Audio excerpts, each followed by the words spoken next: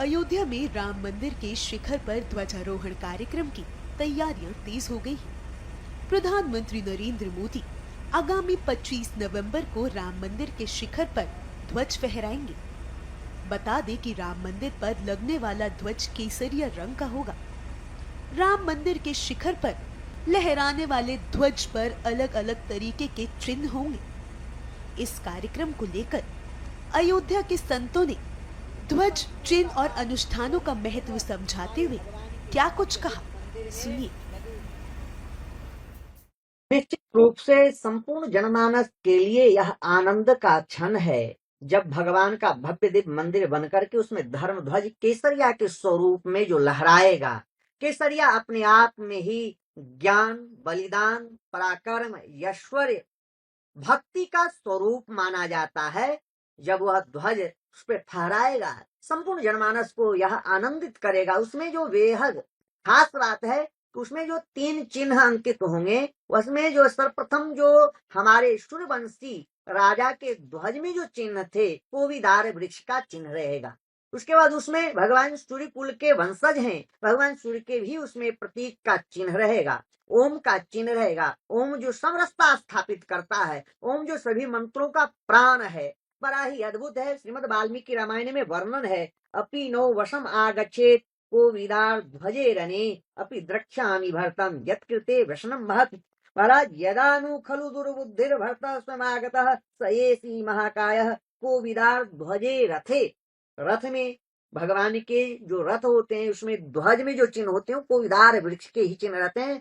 तो बड़ा ही अद्भुत, अलौकिक, अकल्पनीय, जो देश के यशस्वी प्रधानमंत्री के कर कमलों द्वारा ध्वज स्थापित होगा, उन्हीं के द्वारा शिलान्यास हुआ, उन्हीं के कर कमलों द्वारा भगवान का प्रतिष्ठा हुआ, और उन्हीं के कर कमलों द्वारा ध्वज भी स्थापित होगा। यतो धर्मः ततो जयः, जो धर्म पथ पे चलेगा वही विजयी होगा। यह विजयी का भी स्वरूप है, यह सत्य का स्वरूप है, यह धर्म का स्वरूप है। संपूर्ण अयोध्या के साधु संतों के अंदर, पूरे देश के अंदर और पूरे विदेशों में भी इसका नजारा देखने को मिल रहा। पूरे देश विदेश से लोग भी उस अवसर पे आएंगे, और यह जो पावन काल रहेगा वह विवाह पंचमी रहेगा।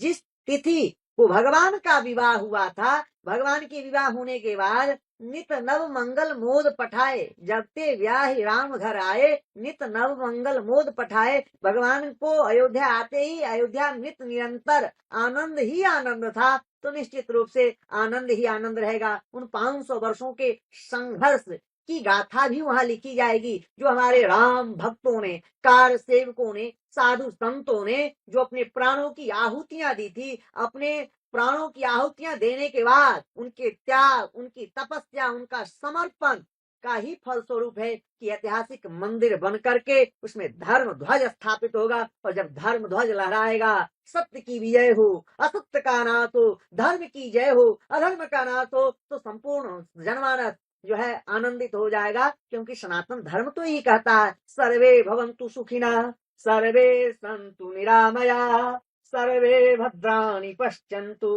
मां कश्चित् दुख भाग भरे। देश के यशस्वी प्रधानमंत्री जी को कोटि कोटि बधाई। जय श्री राम। सबसे पहले तो आपको बताना चाहता हूं कि वाल्मीकि रामायण में उल्लेख है कि ध्वज स्वरूप तो भगवान राम ही है। रामो सत्यम जगत मिथ्या, सत्य स्वरूप राम है।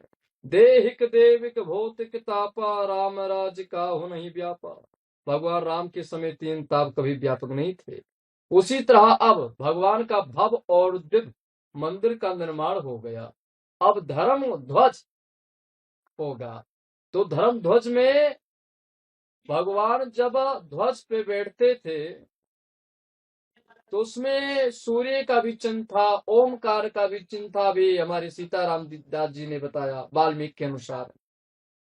तो धर्म ध्वज तो भगवान का अद्भुत है, उसका बखान जितना भी किया जाए बहुत कम है। और वाल्मीकि रामायण में तो प्रसंग है ही, रामचरितमानस में प्रसंग है। वाल्मीकि रामायण में वाल्मीकि जी को प्रेरणा राम जी ने ही दिया था, और वाल्मीकि के अंदर ही ब्रह्म ज्ञान हुआ। उस ब्रह्म ज्ञान के द्वारा जो वाल्मीकि रामायण में उन्होंने धर्म ध्वज का व्याख्या किया है वो बड़ा अद्भुत है। और वो धर्म ध्वज का होगा राम मंदिर में, ये अद्भुत छटा है। देश दुनिया भर के लोग देखने आएंगे। एक ऐतिहासिक राम मंदिर में शिखर पर धर्म ध्वज, ये अद्भुत छटा है। हम सभी साधु संत भी शामिल होंगे, उसको देखेंगे। आपको बताना चाहता हूं कि 22 जनवरी का अद्भुत था छटा, भगवान बाल रूप का प्राण प्रतिष्ठा हुआ था, राम दरबार का प्राण प्रतिष्ठा हुआ, कितने अद्भुत था। और धर्म ध्वज का ये तो बखान जितना भी करें हम शास्त्रों के अनुसार वो भी कम हो जाएगा, बहुत अद्भुत है। इसीलिए बताना चाहता हूँ, रामो सत्यम जगत मिथ्या, रामो परम ब्रह्मो, अयोध्या नाथ वैकुंठे, रामो सत्या सत्यामृत। राम के जैसा ब्रह्म कोई नहीं, वो राम राज बैठे त्रिलोका हर्षित भय गए सब शोका, वो मेरे भगवान राम का धर्म ध्वज होगा। हम साधु संत शामिल होंगे, बहुत अद्भुत है।